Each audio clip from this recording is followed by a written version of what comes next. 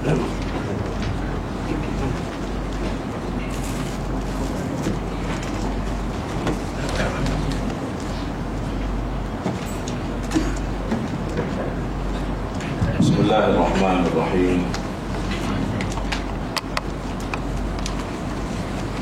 Assalamualaikum warahmatullahi wabarakatuh.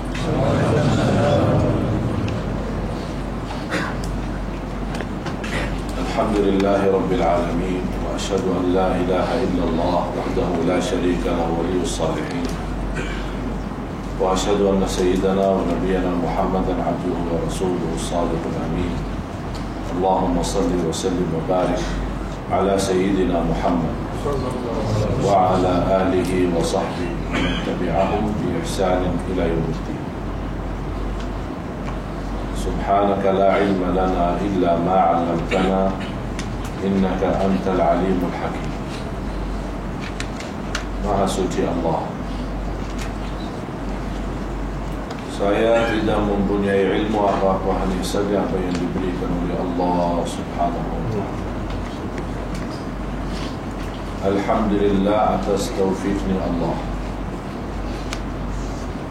mengizinkan kita boleh jumpa lagi dalam keadaan untuk menuntut ilmu, untuk bertambah iman, untuk mendekatkan diri kita kepada Allah Subhanahu wa ta'ala. Dan saya selalu berkata, Allah Subhanahu wa ta'ala tidak memerlukan ibadah kita.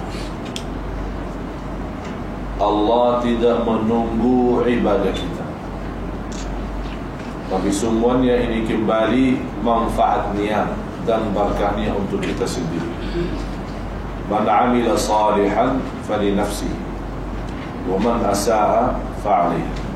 Barang siapa yang berbuat baik kembali kepada dirinya, dan barang siapa yang membuat tidak baik kembali kepada dirinya. Wa ma rabbuka bidhallamin lil 'abid. Dan Allah Subhanahu wa ta'ala tidak pernah menzalimi hamba-hambanya sedikit pun.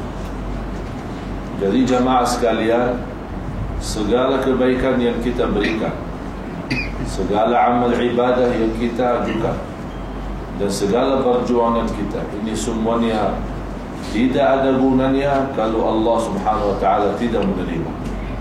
Dan juga tidak ada gunanya kalau kita tidak benar-benar semata-mata ikhlas karena Allah. Qul inna salati wa nusuki wa mahyaya wa mamati lillahi rabbil alamin. Hidupku dan matiku dan semua segala yang kumiliki, karena semuanya lillahi ta'ala, dari Allah dan untuk Allah, dari Allah dan kembali kepada Allah Subhanahu wa ta'ala. Wattaqu yawman turja'una fihi ila Allah. Bertakwalah kepada Allah dan bersiap-siap untuk menghadapi hari kita semua akan kembali kepada Allah Subhanahu wa ta'ala dengan segala isi buku amal kita, baiknya maupun buruknya, dosa besarnya maupun amal salihnya, semuanya terisi dan banyak akan menjadi saksi di hadapan Allah Subhanahu wa ta'ala. Kita tidak akan boleh menipu, dan kita tidak boleh berbuat macam-macam, dan kita tidak akan boleh lari dari hukuman Allah Subhanahu wa ta'ala. Karena bagi Allah segala perbuatan kita, walaupun kita sembunyikan, bagi Allah Subhanahu wa ta'ala sangat-sangat nyata dan sangat-sangat jelas. Di luar itu bukan hanya Allah saja yang menjadi menguasai kita, tapi ada malaikat akan menjadi saksi, ada tangan kita menjadi saksi, ada lidah kita menjadi saksi, kulit kita menjadi saksi, kaki kita menjadi saksi. Semuanya menjadi saksi di hadapan Allah Subhanahu wa ta'ala. Dan nanti di saat itu kita heran, kenapa kulit kita, kenapa tangan kita, kenapa kaki kita, dan segala tumbuhan badan kita berjakab-jakab di hadapan Allah atas salah dalam berlaku kita, atas dosa dan maksiat kita. Dan kita pun heran, Dan kita bertanya kepada tubuh badan kita sendiri, kenapa saya berbohong demi untuk membelamu? Kata tubuh-tubuhnya, Allah yang memerintahkan kita untuk berbicara, Allah yang memerintahkan untuk kita bercakap. Oleh karena itu jamaah sekalian, dalam kesempatan ini saya menimbulkan semua yang hadir untuk kita bersungguh-sungguh mencari keselamatan. Dunia ini sudah cukup kacau, dunia ini sudah cukup banyak fitnahnya, dan dunia ini sudah ada banyak tanda-tanda kita sudah di akhir zaman. Jadi tidak harap panjang lagi kita punya kehidupan. Oleh karena itu, pandai seorang yang benar-benar mengisi harinya dan mengisi sisa umurnya untuk mencari ridha Allah Subhanahu wa ta'ala. Barangkali kita termasuk sampai saat ini belum mendapatkan ridha Allah, tapi dengan kesungguhan dan ikhlas kita untuk mengisi sisa umur kita agar kita mendapatkan ridha Allah, dari situ akan berubah posisi kita di neraka menjadi insya-Allah di dalam surga Allah Subhanahu wa ta'ala. Tidak ada yang di antara kita yang punya jaminan berapa sisa umurnya. Boleh jadi sisa umur kita cuma 1 hari, dan boleh 2 hari, dan boleh 1 bulan, boleh lebih kurang. Yang jelas orang mukmin selalu menghayati setiap hari itulah hari terakhir, tidak ada hari lagi. Setiap malam itulah malam yang terakhir, tidak ada malam lagi. Dan setiap salat itulah salat yang terakhir, tidak ada salat lagi. Dan setiap bersedekah itulah sedekah yang terakhir, tidak ada kesempatan untuk bersedekah lagi, karena kita semua akan meninggal dunia.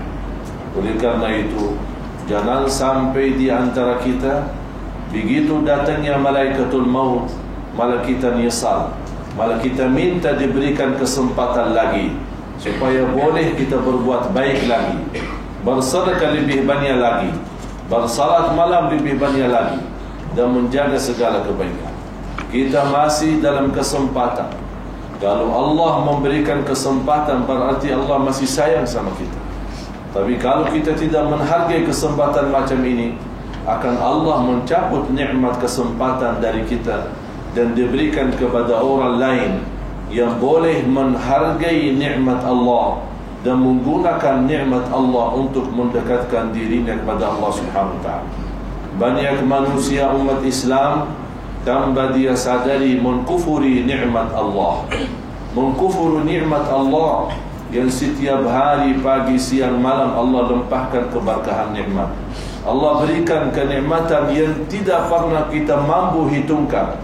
Wa in ta'uddu ni'matallahi la tuhsuha. Innal insana ladhalumun kaffar. Innal insana ladhalumun kaffar. Sungguh manusia amat zalim, dan sungguh manusia amat kafir. Zalim terhadap apa? Dan kafir terhadap apa? Terhadap nikmat Allah. Allah berikan segala kenikmatan, tapi kita zalim. Bukan hanya zalim saja, malah di dalam Al-Quran disebut innal insana la zalumun. Zalum sudah melebihi batas kezaliman, sudah terlalu zalim, sudah berlebih-lebihan zalim sampai dia lewati batas. Allah berikan segala nikmat, tapi dia salah gunakan nikmat itu, akhirnya menjadi orang yang zaluma, yang sangat zalim. Dan orang yang kafir, sebagaimana disebut dalam Al-Quran, kaffar. Innal insana la zalumun kaffar, sangat kafir terhadap nikmat Allah Subhanahu wa ta'ala. Memang orang yang tidak mensyukuri nikmat, dan syukur itu bukan hanya ucapan. Martabat atau tingkatan syukur 3 hal. Tingkatan syukur 3 hal. Yang pertama, syukurul lisan, syukur ucapan. Segala kenikmatan kita rasa, apa yang kita miliki semuanya dari Allah, dan segala kemampuan kita Allah yang berikan, segala keilmuan kita Allah yang anugerahkan, dan segala kekhusyuan dan keikhlasan kita Allah yang mentaufikkan. Jadi harus kita rasa kita tidak punya upaya dan tidak punya apa-apa sama sekali. Memang kita tidak punya apa-apa. Ruh kita milik Allah, mata kita milik Allah, dan segala yang kita miliki milik Allah. Berarti kita kosong. Kita kosong, tidak ada apa-apa.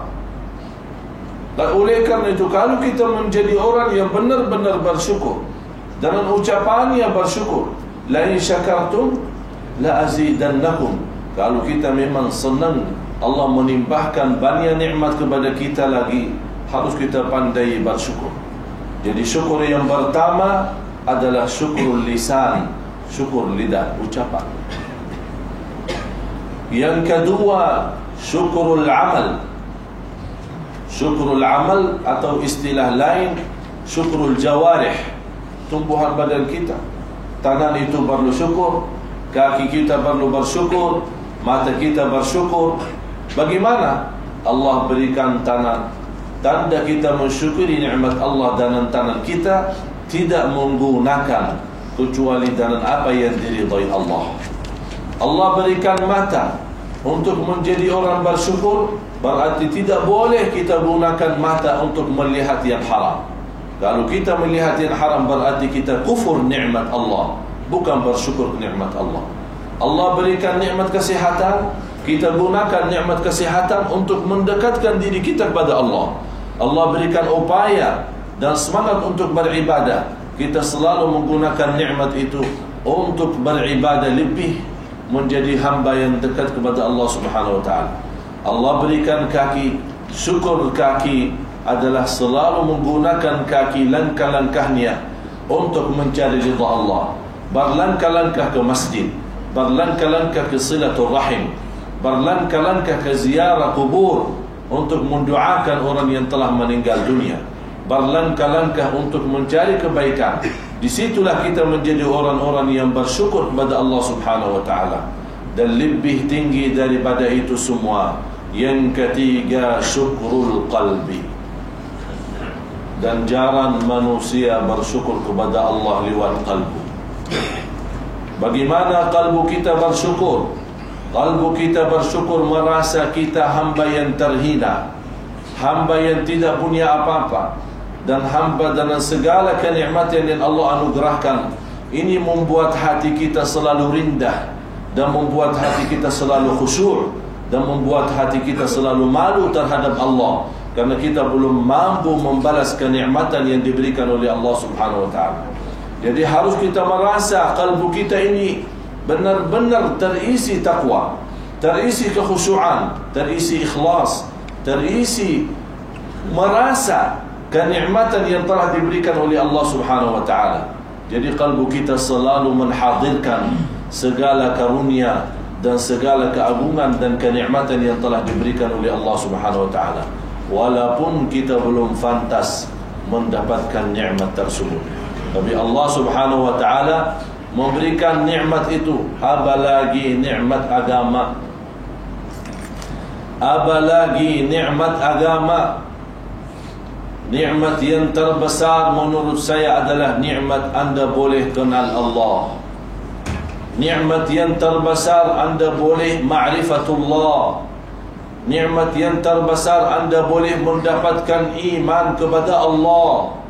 Nikmat yang terbesar anda boleh berbolah mengucapkan kalimah syahadat.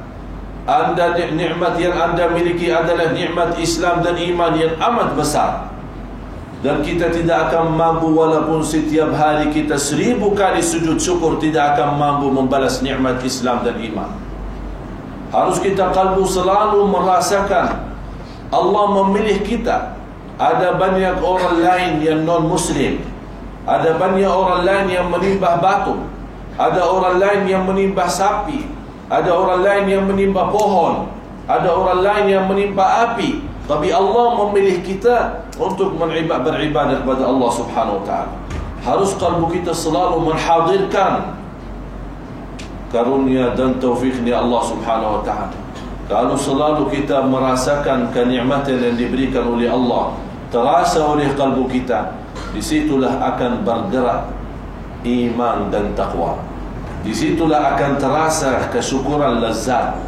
Itu nikmat syukur yang barangkali dalam nikmat syukur kita boleh mendapatkan ridha Allah Subhanahu wa ta'ala. Jemaah sekalian, saya menghiburkan dua hal. Salat malam dan bersedekah.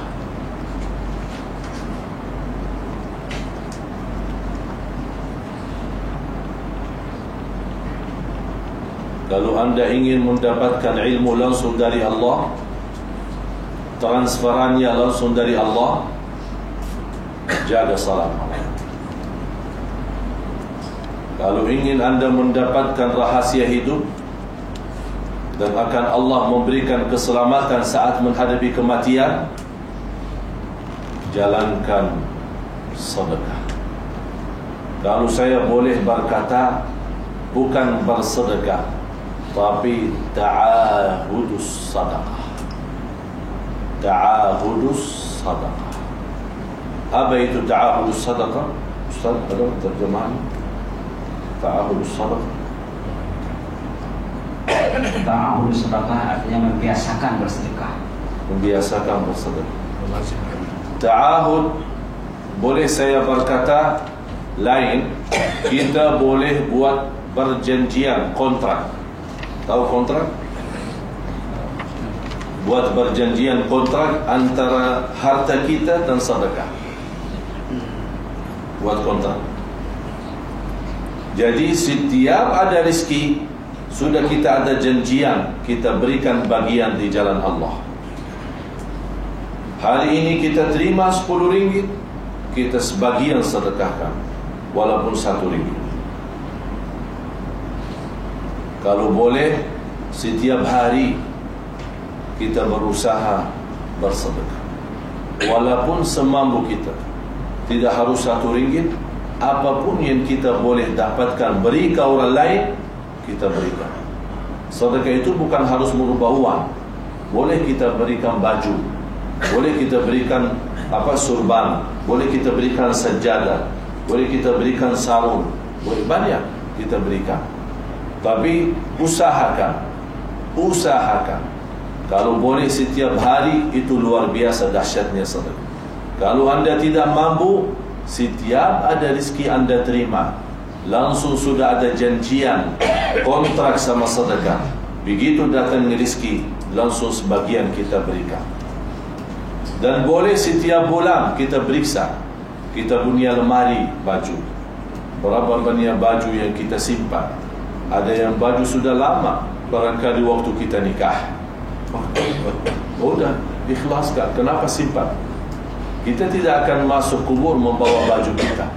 Oleh karena itu, lebih baik kita sedekahkan, karena Allah nanti akan mengganti sedekah itu dengan cahaya di alam kubur. Jemaah sekalian, kubur kita tempat gelap, tempatnya sepi, tidak ada udara, dan tidak ada siapapun yang menemani kita. Tapi dengan sedekah, Allah rubahkan tempat yang gelap menjadi sinar. Dan kita heran di saat itu, dari mana datangnya sinar itu? Dari mana datangnya nur itu? Dari mana datangnya cahaya itu? Itu sedekah kita yang kemarin waktu kita hidup. Allah juga bukan hanya menyinari kuburan kita, Allah luaskan kuburan. Yang namanya kuburan sempit, yang kecil sekali, kita tidak boleh bergerak di situ, tapi Allah luaskan menjadi sepanjang mata melihat. Subhanallah. Kun fayakun. Ini bumi milik Allah, dan kuburan sebagian dari bumi. Dalam perintah Allah, Allah luaskan bumi dan luaskan kuburan kita. Boleh kita bukan hanya mampu duduk, malah kalau mau lari saja kita boleh mendapatkan lari. Itulah kekuasaannya Allah. Tapi semuanya kekuasaannya Allah. Allah tunjukkan dahsyatnya kekuasaannya kepada kita kalau kita orang biasa. Saat kita hidup selalu memberikan untuk jalan Allah Subhanahu wa ta'ala.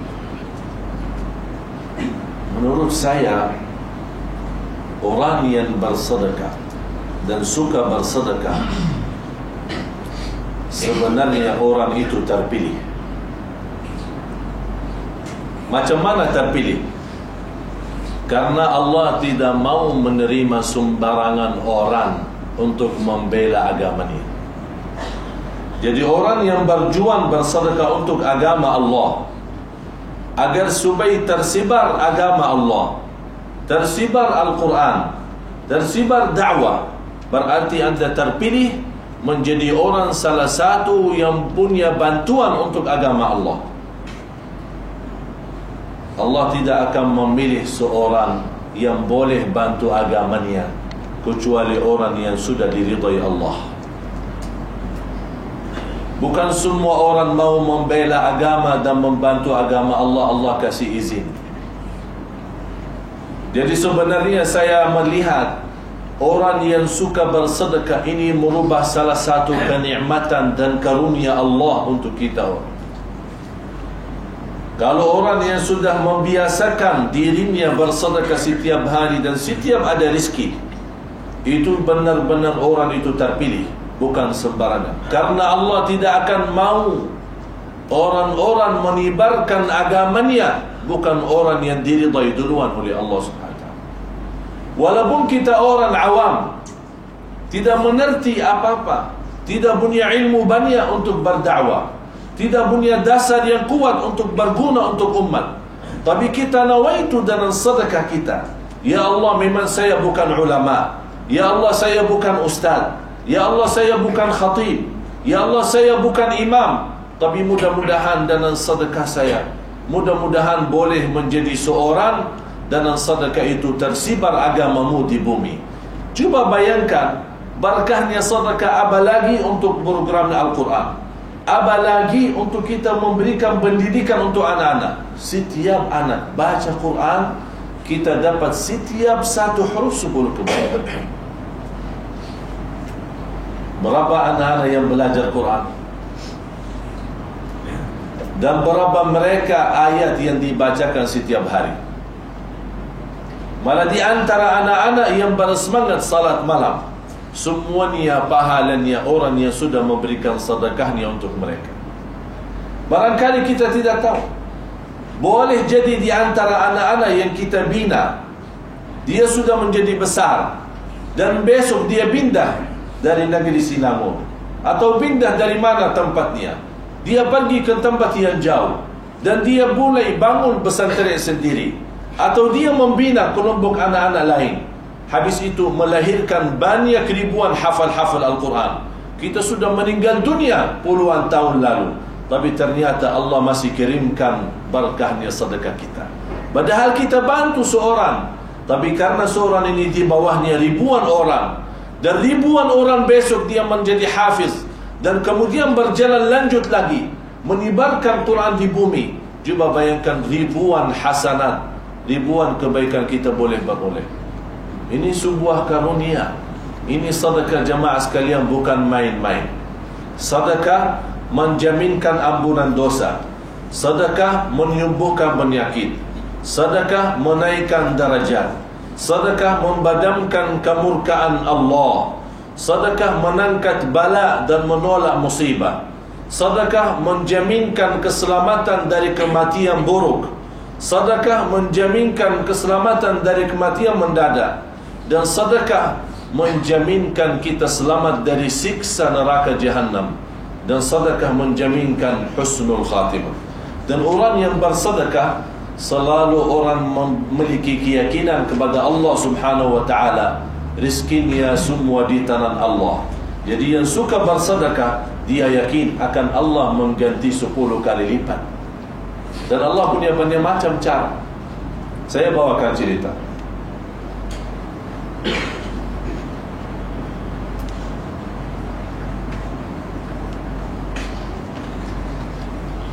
Saya punya guru.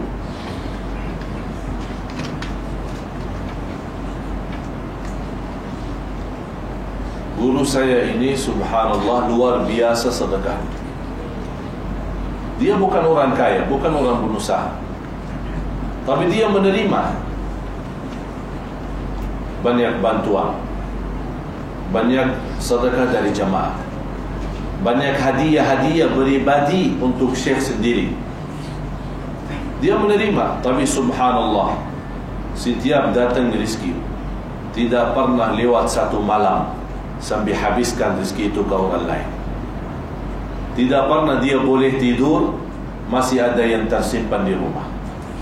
Orang datang bawa, ada makanan, ada yang bawa uang, ada yang bawa barang, ada yang bawa macam-macam. Sampai dia berkata sama anaknya, kalau ada yang bawakan apa-apa, begitu lewat satu malam langsung sedekahkan, apapun barang itu. Sambil diberikan kereta. Ada orang-orang kaya datang dari kerajaan Emirat, kaya dari kerajaan Kuwait, orang datang ke kota Madinah. Ada yang berikan harta, ada yang berikan kereta. Besoknya pagi kereta sudah tidak ada di kawasan rumahnya, sudah disedekahin lagi. Sampai dia berkata, kalau Allah berikan begini, saya akan sedekahkan. Pasti akan Allah ganti begini, saya akan sedekahkan. Allah ganti begini, saya akan sedekahkan. Dan berapapun yang diberikan oleh Allah, saya tidak akan simpan. Begitu sudah punya keyakinan luar biasa. Pernah satu hari ada tamu datang dari luar negeri, membawakan hadiah besar, kayu gahru. Tahu kayu gahru? Yang harum, dibakar harum. Itu disukai oleh orang Arab sana. Apalagi sebesar ulama-ulama, imam-imam besar, dibawakan. Dilihat sama anaknya, ini boleh digunakan untuk jual lagi, lumayan harga mahal. Kata ayahnya, sedekahin untuk makam Rasulullah SAW. Karena ada satu guy lain, guru saya juga, tugasnya bersihin makam Rasulullah SAW. Dan dia mengambil gahru itu, dibakar terus diwanikan, khususnya hari Jumat. Sedekahin semua. Ayah, ini barang mahal, ini buat apa sedekah? Sudah sebagian saja kita jual. Ini besar, dia punya beg besar. Kata ayahnya, marah sekali sama anaknya. Anak, jangan goda saya, sedekahin semua, jangan tinggalkan sedikit pun. Dan sudah terbiasa seperti itu. Ada pernah terjadi satu cerita. Saya pernah nginap di rumah beliau. Tiba-tiba malam hari ada seorang maling loncat tembok rumah, masuk. Kita lagi tidur dan guru saya lagi salat malam. Kita tidak tahu dia salat malam. Cuman kayaknya dia mendengar suara ada orang masuk. Dia datang bangunin kita. Dia bilang, ayo bangun, kayaknya ada orang masuk di rumah. Silahkan lihat siapa itu. Dan saya mulai lanjut salat malam. Dia salat malam. Kita cari di kawasan rumah, lihat ada orang betul. Kita tangkap. Habis kita tangkap, kita ikat, kita bawa ke depan. Dia marah sama kita. Kenapa antum ikat ini? Ini orang maling. Lepas dia punya ikat. Kita bukan polisi. Lepas dia. Habis itu ditanya sama guru saya, kamu dari mana? Dia sebut satu negeri. Tapi sepertinya orang itu takut. Kata guru saya sama saya, suruh bangunkan tukang masak. Buat apa? Guru kita lapar? Tidak. Barangkali ini orang lapar, sudah cukup malam, barangkali dia belum makan. Di bawah kita bangunin tukang masak. Dia buat makanan untuk maling. Orang maling, pencuri. Habis dia makan, habis dia selesai, ditanya sama guru saya, kenapa antum mencuri? Ada perlu apa? Terus orang itu cerita, saya punya ayah lagi di rumah sakit, lagi dioperasi, dan masih ada kurang biaya kurang lebih 10.000 rial. 10.000 rial. Dan saya orang tenaga kerja, tidak punya uang sebesar itu. Langsung guru saya ditahankan orang itu sampai besok. Dan dia telefon dengan perwakilan hampir setiap negara dia punya perwakilan. Terus dia tanya di sana, ternyata dari laporan perwakilan betul orang itu jujur, dia punya ayah lagi di hospital di rumah sakit. Langsung kata guru saya, kirimkan 10.000 untuk operasi ayah. Dan dia tanya sama orang yang mencuri, kamu punya berapa? Dia bilang, saya cuma punya 5.000 dan tinggal sisa 5.000. Itu yang membuat saya terpaksa mencuri. Tapi guru saya sudah kirimkan biaya operasi 10.000. Dan guru saya berkata, operasi untuk ayahmu sudah kami lunaskan. Dan 5.000 buat kamu yang kamu bawa aja pulang. Barangkali anda perlu sesuatu yang lain. Subhanallah. Perbuatan macam ini, orang ini menjadi salah satu da'i besar di negerinya, karena dia melihat sikap bagaimana guru kita. Habis itu, setiap dia datang melihat guru saya pasti pingsan. Dia tidak kuat lagi untuk mengingat kebaikannya dia. Sampai guru saya meninggal dunia. Begitu saya jumpa orang ini, setiap kita jumpa di Madinah, langsung dia nampak saya ada, langsung dia nangis sampai pingsan. Dia tidak dapat sadar sampai 3 hari pingsan.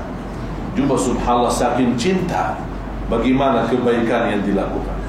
Ternyata jemaah sekalian, berbuat sedekah bukan seenak dan semudah yang kita inginkan.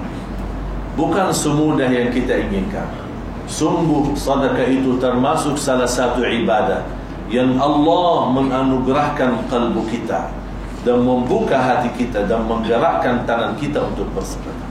Apalagi kita bersedekah untuk Al-Quran. Oleh karena itu, jemaah sekalian, saya mengajak semua yang hadir untuk selalu bersedekah. Sedekah sungguh benar-benar mampu memberikan segala kemudahan dari segala kesusahan. Bukan hanya susah dunia, juga termasuk susah di akhirat. Yang kedua, salat malam. Salat malam. Afdalus salati ba'dal faridah qiyamul lail. Salat yang terbaik sesudah salat fardu qiyamul lail. Dan saya selalu berkata sama jemaah, jangan tinggalkan salat malam walaupun 2 rakaat tutup dengan witir.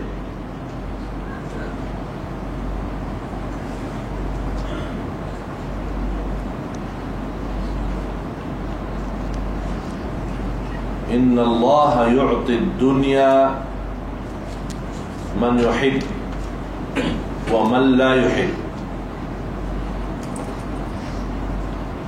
wa la yu'ti al-akhirata illa man ahab. Allah memberikan dunia kepada siapa-siapa. Boleh kepada yang dicintai Allah, boleh juga tidak. Jadi yang mendapatkan dunia belum tentu dicintai Allah. Tapi yang kalau dapat agama, yang dapat takwa, yang dapat cinta Allah, yang dapat cinta Rasulullah, yang dapat jaga salat malam, yang dapat dengan senang menjalankan sedekah, itu terjadi, itu tanda Allah mencintai kita. Jadi kalau kita punya dunia, punya kekayaan, punya harta, rumah bagus, kereta bagus, dan keturunan yang banyak, usaha di mana-mana, Allah kasih dunia, walaupun kita orang saleh, tapi belum tentu Allah cinta kita. Allah berikan dunia kepada yang dicintai Allah, dan juga Allah berikan dunia kepada orang yang kafir, orang yang tidak beriman. Apakah Allah memberikan dunia ke orang kafir? Apakah Allah cinta orang kafir? Jelas tidak. Tapi begitulah dunia. Karena dunia bagi Allah terhina, dunia bagi Allah tidak ada arti. Malah sayap nyamuk lebih besar di sisi Allah daripada dunia dan segala isinya. Malah dunyatun mal'una, mal'unun ma fiha illa zikrullah wa alim wa muta'allim wa mawalah. Dunia ini dilaknati Allah kecuali orang yang senantiasa berzikir dan orang alim dan yang belajar ilmu dan sebesar semacam-macam mereka. Berarti jamaah sekalian, tidak ada tanda orang yang mendapatkan dunia berarti dicintai Allah. Tapi ada satu tanda, orang yang beragama, orang yang bertakwa, orang yang salih, orang yang selalu jaga akhlak mulia, yang selalu menjaga salat malam dan selalu dan senang bersedekah. Ini menjadi salah satu tanda Allah senang sama kita, Allah subhanahu wa ta'ala cinta sama kita. Ini ada satu ayat Surah Az-Zumar, surah 39 ayat 9. Boleh terjemahan? Bismillah, walhamdulillah, wassalatu wassalamu ala rasulillah. Surah Az-Zumar, surah 39 ayat nomor 9. Terjemahannya, apakah kamu, wahai orang musyrik, yang lebih beruntung ataukah orang yang beribadat di waktu malam dengan sujud dan berdiri, sedang ia takut kepada azab akhirat dan mengharapkan rahmat Tuhannya? Katakanlah, adakah sama orang-orang yang mengetahui dengan orang yang tidak mengetahui? Sesungguhnya orang yang berakhlaklah yang dapat menerima pelajaran. Sesungguhnya orang yang berakallah yang dapat menerima pelajaran. Berarti mohon maaf kalau kita tidak mendapatkan pelajaran, berarti kita tidak punya akal. Di sini Allah berfirman, orang yang berakal saja yang mendapatkan pelajaran. Kalau anda mau tahu rahasia salat malam, ini ayatnya. Sambil ulama tafsir menjelaskan ayat ini turun kepada Sayyidina Uthman, yang dikenal sebagai salah satu sahabat ahli salat malam. Malah dikenal beliau salat malamnya sepanjang malam 30 juz satu malam. Kalau kita 3 surah minta ampun, ini 30 juz satu malam. Kalau kita mau hitungkan dalam waktu kita sekarang, tidak dapat kita khatam dalam satu malam 30 juz. Itu tanda keikhlasan dan kesungguhan mereka menjaga salat malam. Allah berikan keberkahan salatnya dan keberkahan ibadah sampai dia merasa boleh khatam Al-Quran 30 juz dalam satu malam, tapi tidak habis malamnya. Ini menjadi namanya barakah waktu. Namanya barakah waktu. Kita boleh menghabiskan banyak ibadah dalam waktu yang singkat, waktu yang sebentar. Kalau anda boleh memiliki banyak kerjaan diselesaikan dalam waktu sebentar, itu tanda barakah waktu. Tapi kalau kita punya kerjaan, banyak kerjaan, tapi kita tidak mampu menghabiskan kerjaan kita padahal waktu cukup lama, berarti kita kehilangan keberkahan waktu. Yang menghilangkan keberkahan waktu adalah dosa dan maksiat. Ada seorang wanita bertanya, saya senang salat malam, tapi kenapa susah sekali bangun malam? Yang merasa susah bangun malam, kata, saya pertama orang susah bangun malam. Yang merasa diri susah bangun malam, salat malam, angkat tangan. Kan tak apa, jangan malu, biar saya kasih obatnya. Di belakang, bu, jubah tangannya ada kelihatan. Bawa cincin tak? Ada cincinnya. Masya Allah, saya senang tadi waktu acara duha di surau An-Nur, luar biasa sedekahnya. Mohon maaf, kita lelaki kalah sama wanita. Sambil wanita itu kurbankan masnya. Masnya tidak dibawa pulang. InsyaAllah mudah-mudahan wanita surau Subah sama. Tidak ada yang bawa pulang ya. Bu, udah ada suaranya. Ikhlaslah. Mohon maaf, saya tidak memaksa, tapi saya tahu dan yakin nanti ada satu saat kita boleh menjadi salah satu yang mensedekahkan untuk jalan Allah, pasti akan mendapatkan kebahagiaan. Dan disitulah saat dia mendapatkan kebahagiaan, dia ingin, bila ada kesempatan lagi saya mau bersedekah lagi. Tapi orang yang tidak bersedekah, nanti ada satu saat dia akan nyesal, dan dia berharap bila ada kesempatan lagi untuk bersedekah, tapi sudah tidak ada kesempatan karena sudah habis waktu. Oleh karena itu, setiap ada kesempatan Allah anugerahkan rizki, jangan ragu-ragu, segera kita bayarkan di jalan Allah. Karena orang yang berusaha berbisnis sama Allah tidak ada ruginya sama sekali. Boleh kita berbisnis di dunia, belum tentu beruntung terus, tapi berbisnis sama Allah 100% beruntung. Malah 700 kali lipat, 700% Allah ganti. Artinya 700 kali lipat Allah mengganti, karena Allah telah berjanji. Dan kita semua tahu, innallaha la yukhliful mi'ad. Allah tidak pernah mengingkari janjinya.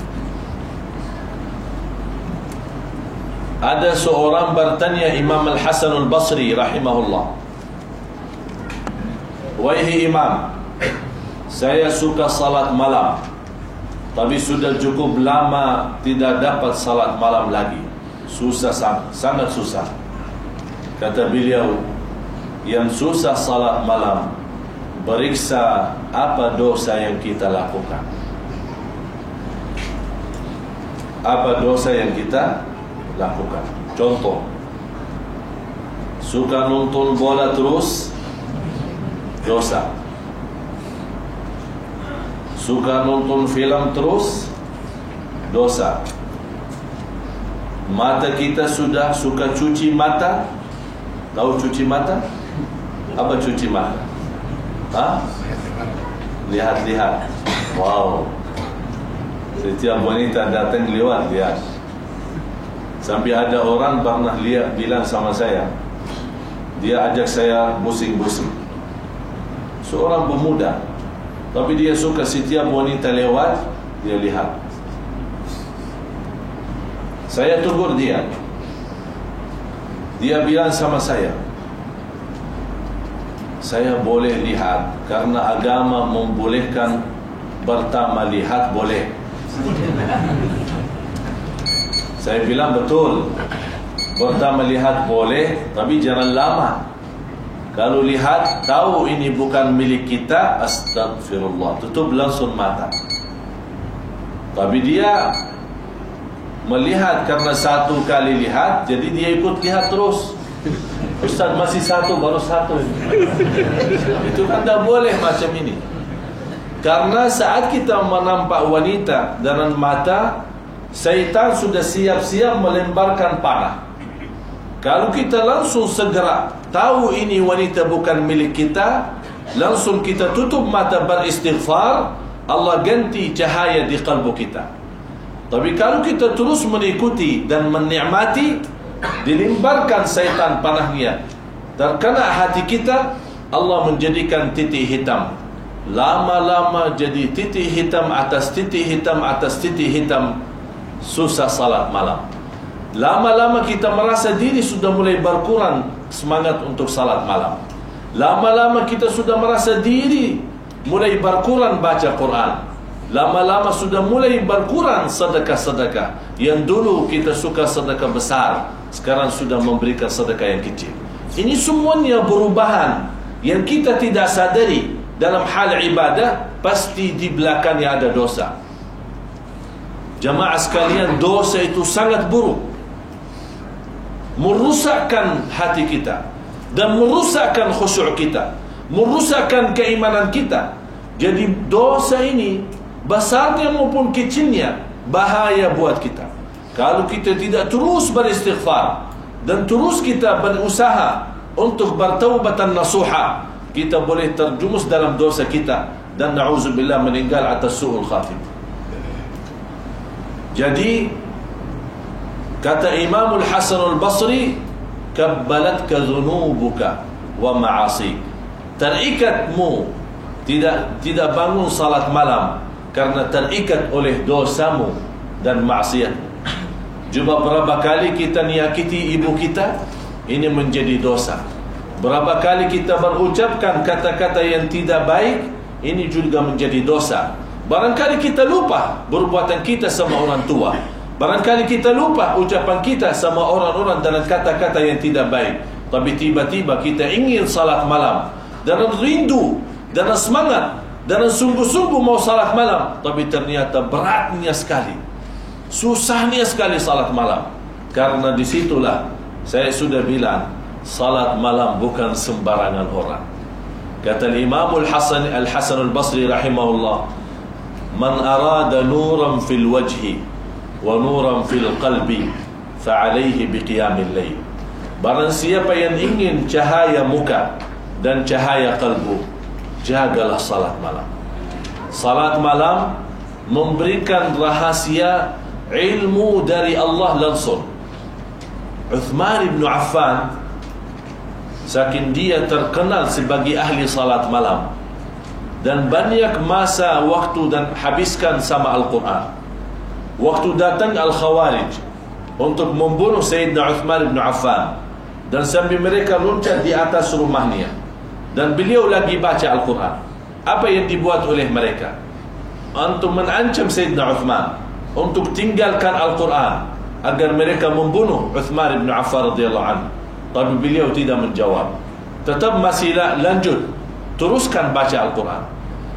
Ada seorang dari Al-Khawarij yang dilaknati Allah melembar Al-Quran dengan kakinya. Dia lempar Al-Quran pakai kakinya. Subhanallah, apa yang terjadi? Al-Quran terbang jauh dan balik lagi kepada tangan Sayyidina Uthman ibn Affan.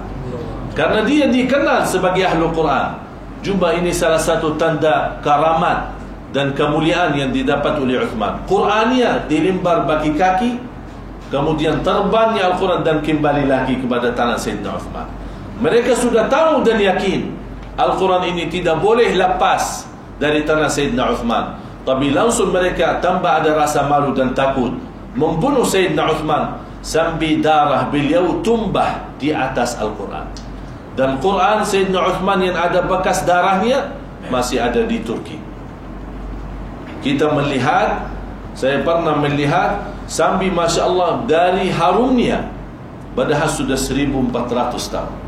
Dari harumnya kita boleh nampak harumnya, ciumnya harumnya darah Sayyidina Uthman bin Affan radhiyallahu anhu. Memang di saat itu hari beliau puasa, waktu hari meninggalnya Uthman bin Affan, dia lagi puasa dan dia lihat mimpi Rasulullah sallallahu alaihi wasallam mengundang beliau, ayuh Uthman, di sinilah makan kurma bersama saya. Ini salah satu mimpi. Kalau ada Rasulullah mengundang makan kurma, kita lagi puasa, itu tanda kita meninggal dunia sebelum buka puasa. Meninggal dunia sebelum buka, karena kita diundang buka puasa bersama Rasulullah SAW. Persis itu yang terjadi sama guru saya yang tadi saya ceritakan. Waktu beliau saking luar biasa sedekahnya dan luar biasa bersalawatnya kepada Rasulullah SAW, setiap malam minggu, malam Jumat, beliau boleh mimpi Rasulullah SAW. Setiap malam Jumat.